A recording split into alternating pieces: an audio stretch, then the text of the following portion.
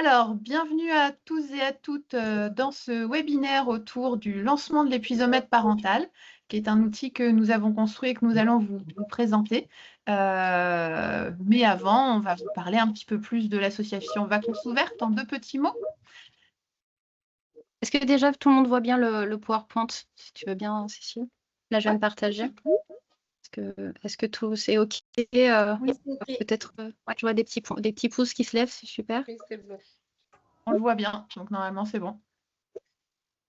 OK, très bien. Je passe à la présentation. Tu présentes le plan? Ouais, effectivement, vous expliquer un petit peu le déroulé. Donc, comment on va dérouler? On va vous commencer par vous présenter un petit peu Vacances Ouvertes en quelques mots. Certains nous connaissent bien et d'autres un petit peu moins. Ensuite, on va faire un tout petit zoom sur la question du répit parental, puisque cet outil qu'est l'épuisomètre parental est pleinement dans cet objectif de pouvoir penser des temps de répit pour les parents. On prendra bien évidemment aussi quelques instants pour parler de l'épuisement parental, ce syndrome. Et puis, on vous présentera du coup cet outil qu'on a construit pour vous aider à aider les parents à prendre la température de leur vie de parents et à les accompagner autour de ce sujet. Donc, cet outil que nous avons construit qui s'appelle l'épuisomètre parental, qui sera disponible gratuitement. Et puis après, on vous expliquera aussi ce qu'on vous propose autour de cet outil, parce que voilà, ça c'est un outil, mais après, on a construit des choses pour vous aider à vous en saisir et à l'utiliser avec les publics. Laure, si tu veux passer à la slide suivante, comme ça je vais présenter VO. Je suis passée à la slide suivante. Peut-être qu'il y a un petit décalage. Ah, chez moi, il y a un petit Comme décalage. Ah bah comme voyez, en c'est même bon. temps, j'accueille tout le monde. Nickel. Ouais, pas de souci. Donc, Vacances Ouvertes en quelques mots, nous sommes une association loi 1901, reconnue d'utilité publique, on existe depuis 1990 et comme notre nom l'indique, on est très spécialisé sur un sujet qui est le sujet des vacances. Vous allez après comprendre le pont avec l'épuisement parental. Parce que donc nous, notre particularité, c'est de ne pas travailler directement avec les publics, mais de travailler avec les professionnels, les structures, les institutionnels qui souhaitent utiliser l'outil vacances, l'outil projet de vacances, dans l'accompagnement des publics. Parce que c'est vraiment un outil qui aide les publics à reprendre confiance en eux, à se remobiliser et tout simplement à accéder aux vacances, qui est un droit malheureusement sur lequel il y a encore beaucoup de chemin pour que tout le monde puisse y accéder, parce qu'il y a près d'un Français sur deux qui ne part pas en vacances chaque année. Et bien évidemment, selon certaines catégories de public, les taux sont beaucoup plus élevés.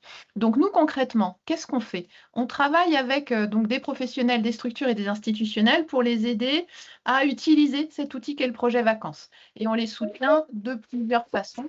T'es passé à la suivante. Ah, pardon.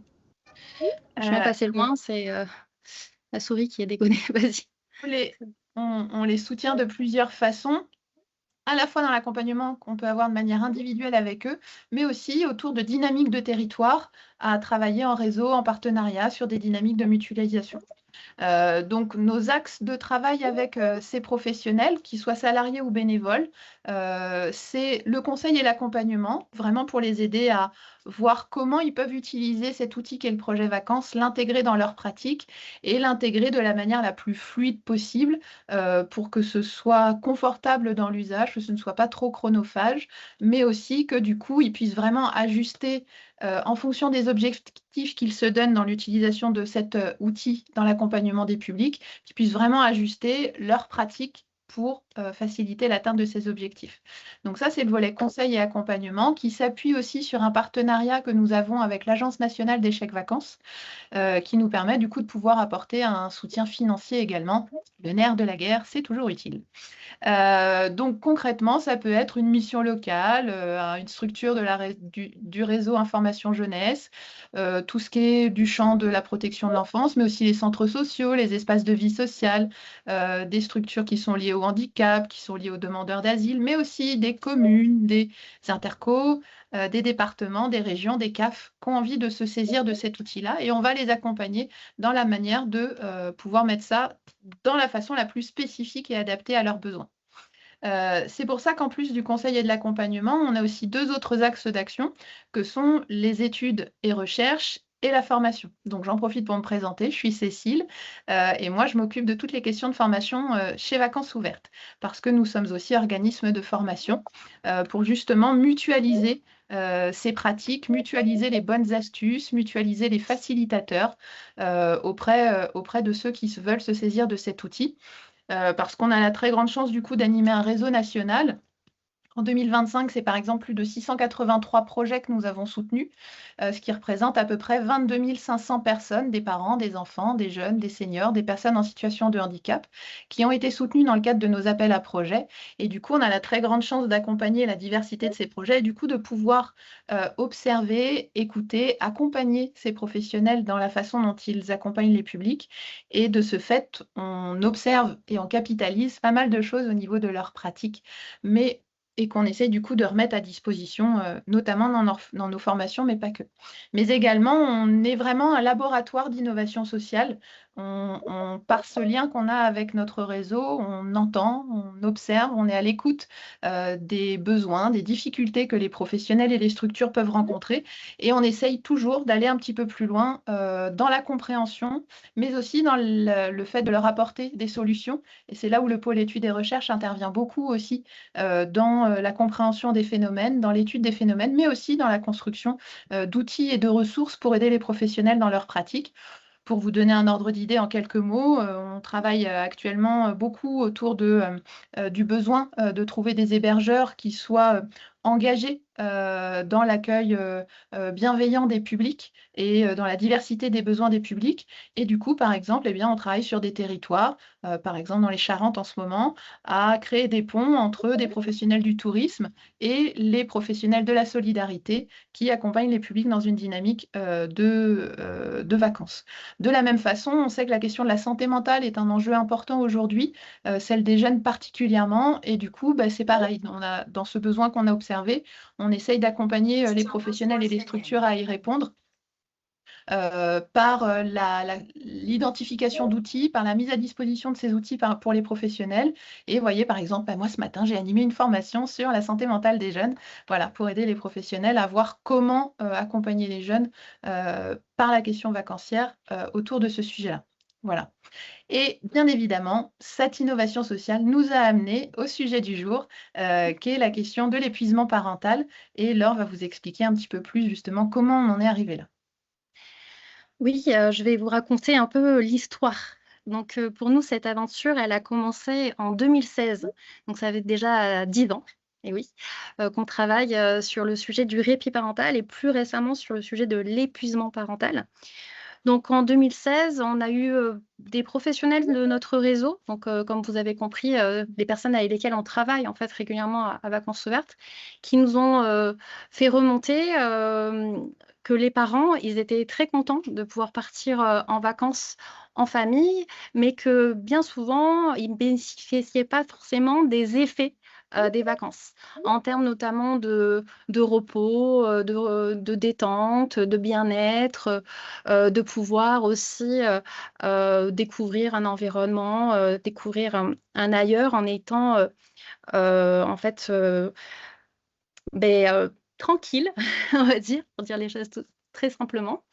Et qui demandait aussi de plus en plus aux professionnels si c'était possible, dans ces séjours de vacances en famille, de prévoir une solution pour les enfants, un club enfant, ou alors de prévoir de faire en sorte qu'ils puissent aller à la piscine sans les enfants, par exemple, des choses comme ça. Et donc, on a commencé à réfléchir autour de ce besoin, en fait, des parents, finalement, d'avoir des temps sans enfants. Et on a commencé donc à s'enseigner. On a constitué des groupes de travail, au début en interne, ensuite avec des professionnels de notre réseau. On a échangé avec ces professionnels pour savoir si eux aussi, ils avaient ces demandes de la part des parents et aussi qu'est-ce qu'ils pouvaient observer en termes de, voilà, qu'est-ce que les parents venaient leur raconter, qu'est-ce que les parents venaient leur dire. Et on avait aussi des professionnels qui nous disaient qu'il y avait de plus en plus de parents, même si c'était encore à l'époque, il y a 10 ans, difficile, qui venaient leur expliquer qu'ils étaient fatigués, qu'ils étaient parfois même à bout et qu'ils avaient besoin de prendre du temps pour eux. Et donc, ça nous a fait penser tout ça à un besoin de répit parental. Et on s'est dit: «Mais finalement, OK, mais c'est quoi le répit parental?» Et en fait, on a donc aussi, continuer à réfléchir sur cette idée. Et ce qu'il faut que vous sachiez, c'est qu'il n'y a pas de définition officielle du répit parental, mais par contre, il y a des personnes qui font des recherches sur le sujet, et notamment Isabelle Roskam, qui nous dit que le répit parental, c'est la possibilité pour les parents de confier leur enfant à une structure, ce qui leur permet de prendre du recul en sachant qu'ils le font pour ça. Donc cette définition, elle est très intéressante parce qu'elle nous apprend déjà que c'est l'idée de prendre du temps sans les enfants, en confiant son enfant à quelqu'un. Alors, à une structure, nous, on a un petit peu élargi en disant à quelqu'un d'autre, pour voilà, confier son enfant en confiance. Et ça, c'est très important, c'est-à-dire vraiment de trouver quelqu'un qui va être dans la continuité éducative. Ça va et qui va aussi assurer aux parents et notamment à l'enfant qu'il va bien, qu'il est en sécurité et voire même qu'il s'épanouit. Donc ça, c'est très important. Et aussi, la deuxième notion qui est très importante dans cette définition, c'est de prendre du recul. Donc, il y a vraiment cette question de prendre un temps pour soi, mais dans un objectif aussi de se réparer, de se reconstruire et de prendre un petit peu du recul par rapport à sa parentalité. Et aussi l'idée de faire ça en ayant conscience que ce temps, mais on le prend pour soi. On le prend pour avoir du temps en tant que femme, en tant qu'homme, en tant qu'autre chose que parent. Du temps voilà, pour être, je ne sais pas, écrivaine, danseuse, chanteuse, amie, sœur, voilà. Bon, je dis beaucoup au féminin parce qu'on a eu beaucoup de public féminin, mais c'est aussi vrai pour les papas. Et de pouvoir le faire en retravaillant aussi sa relation parent-enfant. Parce que justement, ce temps-là, il peut être vraiment bénéfique pour les parents. Et c'est un temps voilà, qui peut leur permettre justement de se reconstruire et d'avancer positivement. Donc ça, c'est les définitions à laquelle on est arrivé. Et pour arriver à ce répit parental, il peut prendre différentes formes. Ça peut être des journées de loisirs, des courts séjours, des séjours de plusieurs jours, des soirées. Et nous, à Vacances Ouvertes, ce qu'on a proposé, c'est des séjours, puisque c'est notre credo. Et donc, on a vu avec nos professionnels, on leur a dit, voilà, on va vous proposer de construire des séjours sans enfants.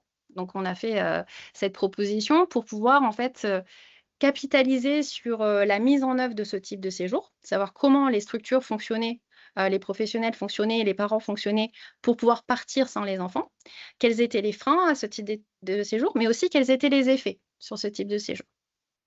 Et donc, on a fait ça depuis 2017. Donc, depuis 2017, on propose cet accompagnement à des séjours de répit parental, donc des séjours sans enfants. On a fait 67 projets et 866 parents qui sont partis. Donc, et on a recueilli beaucoup d'informations, beaucoup de matières autour de ça. Et ça nous a aussi montré, on s'est rendu compte en fait, à force de travailler sur ce sujet, que être parent, c'était très épanouissant, que c'était une aventure palpitante. Si vous-même vous êtes parent, vous savez ce que c'est. Il y a beaucoup j'entends une voix de l'autre côté. Est-ce que c'est bon? J'ai coupé, c'est bon. Ok, super.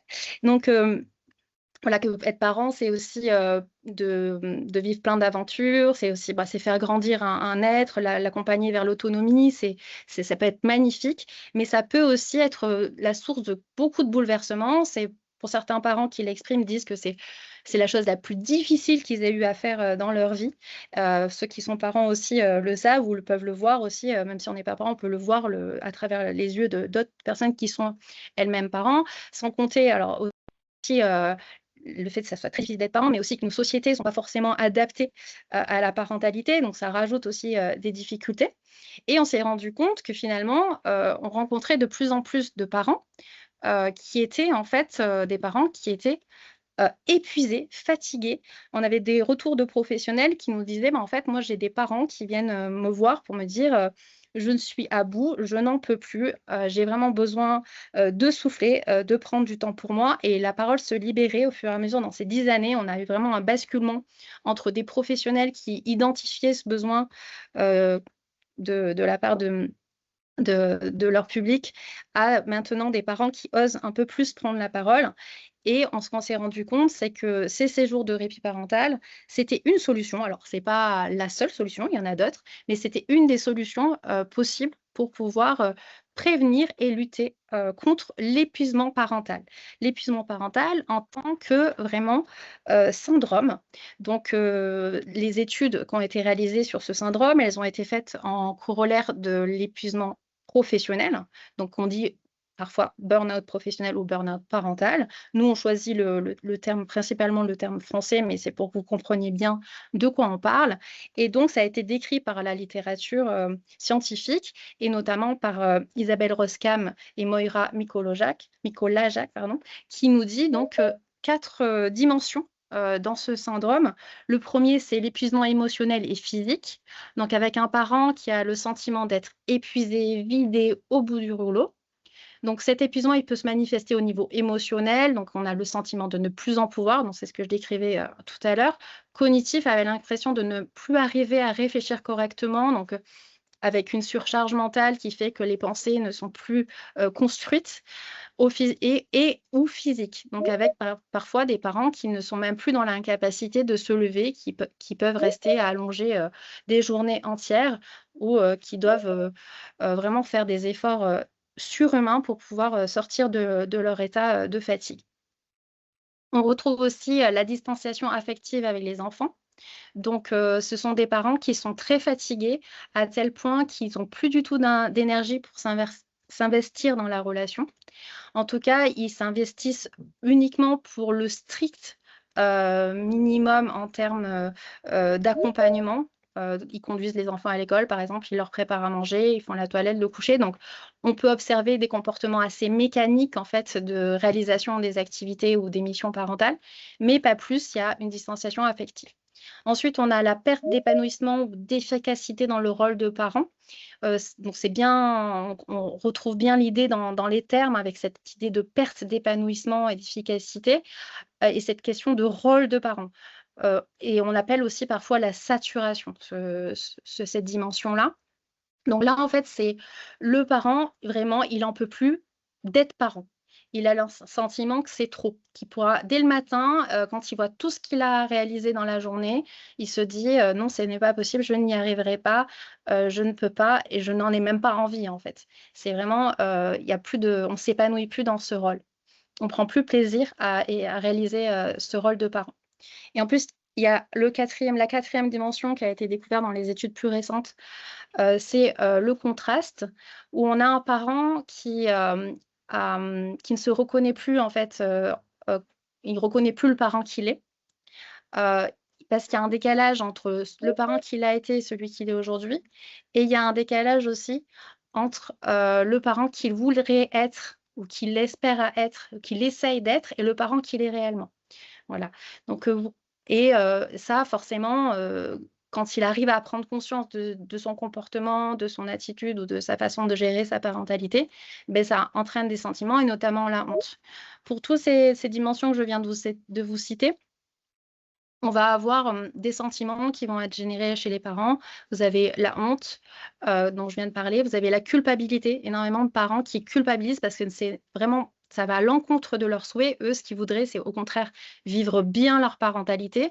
La plupart du temps, les parents, ils sont plutôt dans l'envie d'avoir fait des enfants, dans l'envie d'être avec leur enfant, mais ils se retrouvent en fait démunis face à cette situation qui contribue encore plus à les user, à leur faire de la peine. Donc il y a un grand sentiment de culpabilité et il y a un sentiment de solitude aussi qui est très fort parce que ce sont des parents qui n'osent pas en parler, qui n'osent pas dire ce qui leur arrive et qui ont le sentiment qu'ils sont tout seuls à vivre ça, qu'il n'y a pas d'autres personnes qui sont dans la même situation et qui entendent jamais parler de ce syndrome et donc qui ne se doutent pas qu'en fait ça peut arriver à tous les parents. Tous les parents peuvent être en épuisement parental et que notamment ça touche aussi des parents qui sont très investis dans leur rôle parental et donc ça génère énormément de sentiments négatifs, ce syndrome.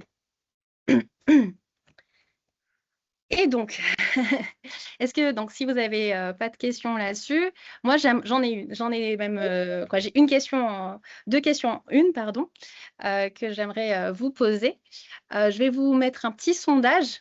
L'idée, c'est d'arriver un peu plus à vous connaître. Alors vous êtes très nombreux, moi j'ai pas le décompte, mais je suppose que On est à Cécile, plus de tu as le décompte. 320 personnes. Voilà, vous êtes très nombreux. Donc, on est un peu, voilà, par rapport à cette situation, comme vous êtes très nombreux, on est très content que vous soyez très nombreux. Mais du coup, on doit passer par des systèmes un peu plus, voilà, où on va vous interroger avec un petit sondage Teams. Alors, parfois, ce sondage Teams, je ne saurais pas vous dire pourquoi, ne fonctionne pas pour tout le monde. Mais Et aujourd'hui, donc, ça va fonctionner.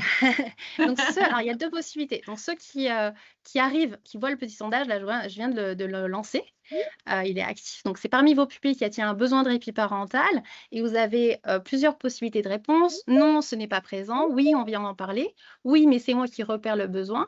Oui, on vient m'en parler et je repère ce besoin. Je ne suis pas en lien direct avec les parents parce que vous pouvez aussi être là pour d'autres collègues, avec qui vous avez l'habitude de travailler. Et donc, on fait cette petite proposition de sondage. Donc, si vous pouvez répondre directement au sondage, c'est super. Si vous ne pouvez pas, donc ma collègue Agostina va vous mettre dans le fil de conversation la même question. Donc, c'est un petit 1 avec des A, B, C, D, A, B, C, D, E en réponse. Donc, n'hésitez pas, voilà, vous mettez votre petite réponse, un A, un B. Là, vraiment, l'idée, c'est de voir un peu par rapport à ce que je vous disais tout à l'heure. Est-ce que où est-ce que vous en êtes par rapport à cette question du besoin? Est-ce que c'est plutôt les publics qui viennent vous en parler? Ou est-ce que c'est plutôt vous qui le repérez ou les 2? Et aussi, est-ce que finalement, ça vous parle? Tout simplement.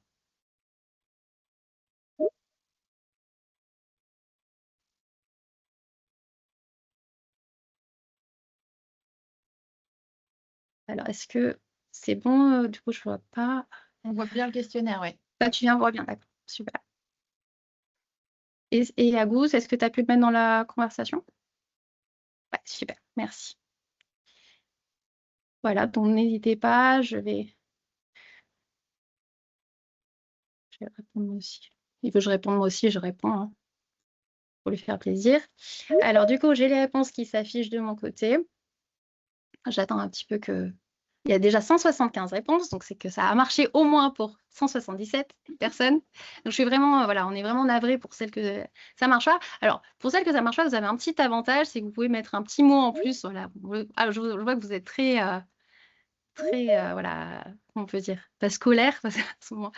Mais en tout cas, vous avez vraiment. Ah, je ne vois pas le sondage, j'ai répondu les 2. OK. Donc si c'est les 2, si on vient d'en parler et je repère ce besoin. C'est effectivement, là, avec 179 réponses, donc c'est A, B, C, D, c'est la D, c'est 50% des répondants. Donc, une personne sur 2 qui sont avec nous aujourd'hui a répondu qu'on venait lui en parler et qu'elle repérait le besoin. Donc c'est dans les 2 sens. Et on voit aussi, alors il y a quand même 18% des personnes qui ne sont pas en lien direct avec des parents. Donc, comme j'expliquais, oui, voilà, vraiment, c'est pour ça qu'on a mis ça. On sait que ça arrive, que parfois, on peut être, voilà, se sentir très concerné par le sujet, mais pas forcément rencontrer des parents au quotidien. Et après, on a 24% de oui, mais c'est moi qui repère le besoin. Donc voilà, il y a quand même 24%, c'est pas rien du tout, c'est un quart pardon, des personnes qui finalement, les personnes ne viennent pas leur en parler. C'est elles vraiment qui le repèrent. Et on a 8% des personnes qui a dit on vient m'en parler. Donc voilà. Donc je pense qu'on est pas mal du tout en termes de réponses. Et ça nous permet un petit peu plus de voir où vous en êtes. Et il n'y a personne. Ah si, il y a quand même, je pense, alors je ne sais pas combien ça correspond. J'ai un petit pourcentage, 1%. Donc ça peut être une personne ou 2 qui a répondu non, ce besoin n'est pas présent. Donc un besoin de répit parental non présent. Donc si vous voulez nous mettre un petit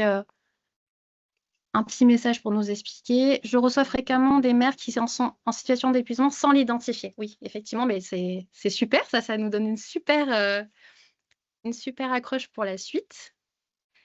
Parce que justement, on va passer à. Pardon, je suis allée très vite. Non. On va aller à la proposition. Mais Cécile, du coup, tu as une super accroche, là, quelqu'un qui nous dit je reçois fréquemment des mères qui sont en situation d'épuisement sans l'identifier, où les parents m'en parlent et en parlent aussi aux collègues. D'accord. Donc, ça, on a les 2. Et donc, on voit aussi qu'il y a quand même encore des personnes qui ont en parlé.